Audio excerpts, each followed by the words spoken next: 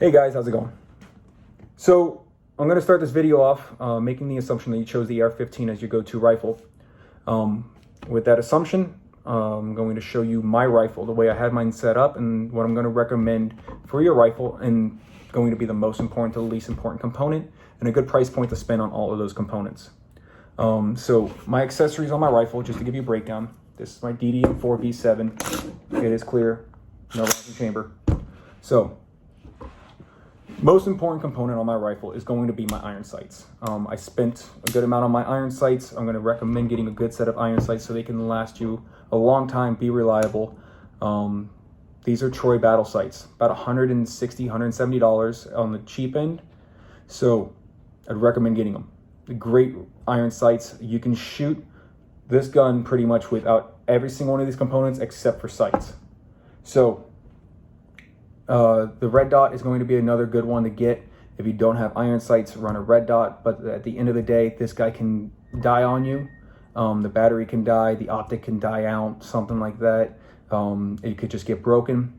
Iron sights are a little bit more just battle proven, more reliable source of aiming. I call them backup irons because I do have my red dot. That's my go-to most of the time.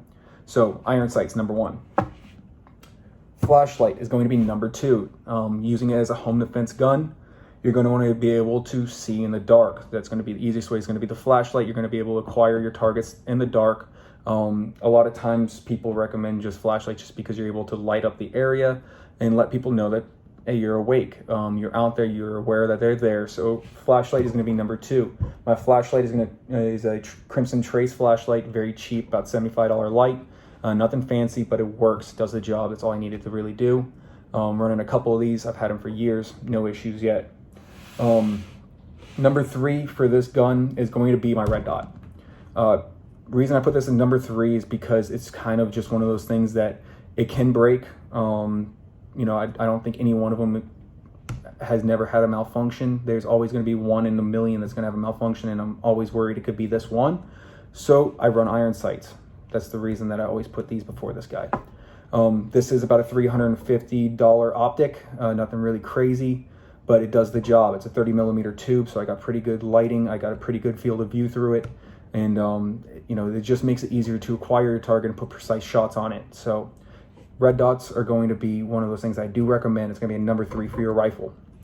Going in at number four, I'm going to say get just some good furniture for your rifle. So let that be a stock pistol grip, foregrip. You can run foregrip, angle grip, whatever kind of grip. If you don't want to grip at all, just get some rubber gripping on the side of it, just so something that you can get a good purchase on your rifle.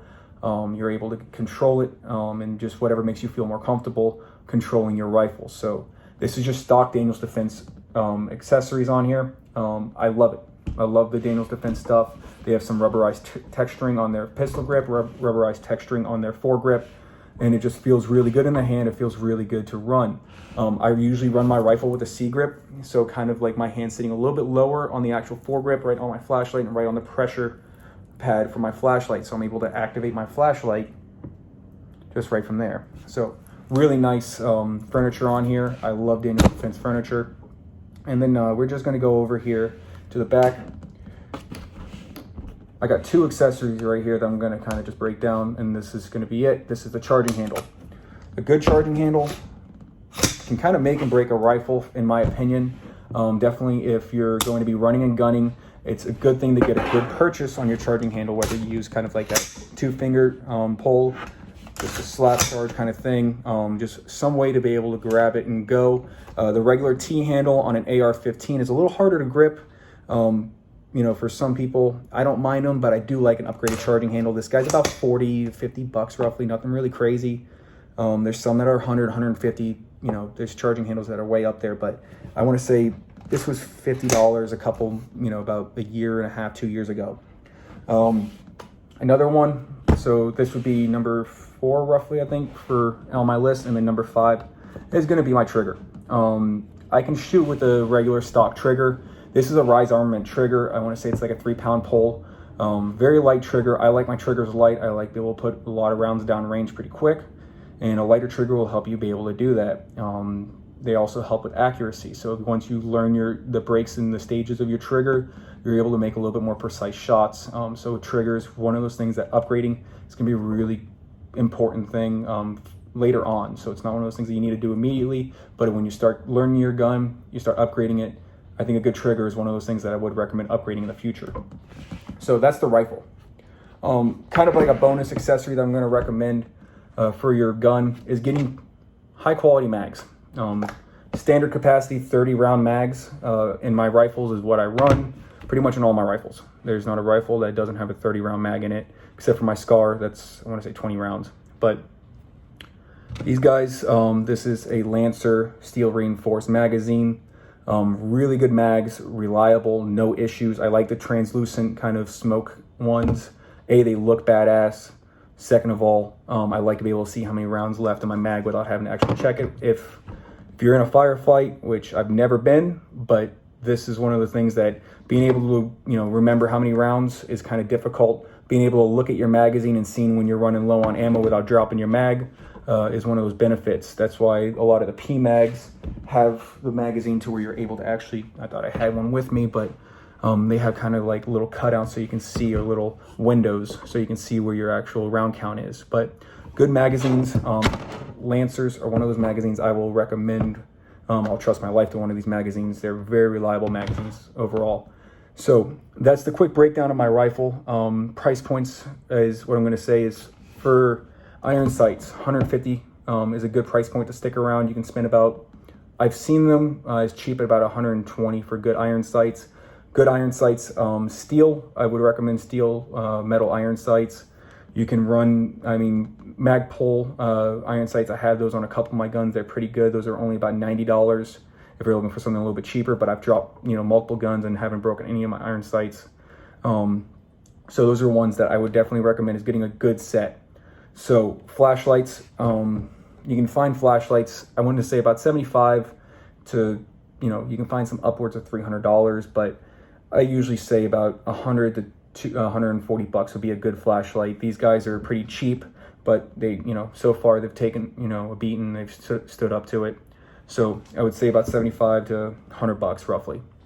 Red dots, usually I recommend spending at least 200 bucks on a good red dot. If you spend under 200, you start usually getting a little bit, crappy glass to where it's a little harder to see. The dot's not as crisp.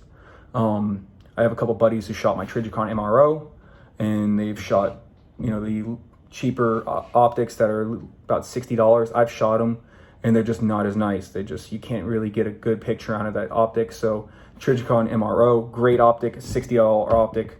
I want to say it was Fiarchi or something like that, was a knockoff that I ended up throwing away. Horrible optic. Trijicon MRO, I can make shots at plus 300 yards. Crappy optics, I can't even make shots at 40 yards just because they can't hold zeros. They're not good. So definitely recommend getting a good optic, doing your research on it. I'll do a couple of reviews just to put them out there. Going into charging handles, I would say about 50 bucks.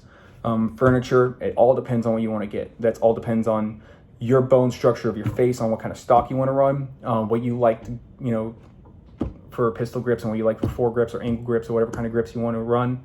And then triggers, good triggers, Geisley, Rise Armament.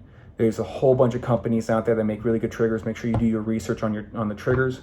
And that's another thing that I'm going to recommend that you spend some decent money on, because they're about 200 bucks for a decent trigger, 150 on the lower end for a good trigger. And then magazines, these cost about $18.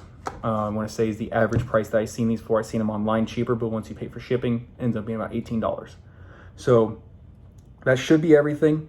I appreciate it. Like, subscribe to my videos if you want to see more. I have a Patreon, and I appreciate all of you, and God bless.